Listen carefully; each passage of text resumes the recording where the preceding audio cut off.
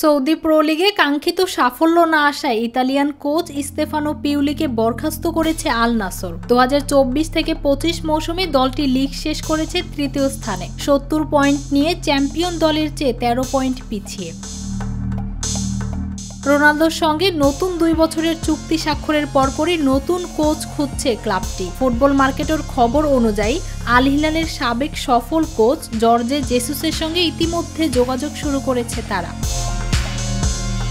70 বছর বয়সী Portuguese coach জেসুসের অধীনেই Al Hilal জিতেছিল প্রো লিগ, কিংস কাপ ও সুপার কাপ। তার সময়ই ক্লাবটি টানা 34 ম্যাচ জিতে গড়েছিল বিশ্ব রেকর্ড। যদিও এশিয়ান চ্যাম্পিয়ন্স লিগের সেমিফাইনালে হেরে সেই ধারা থেমে যায়।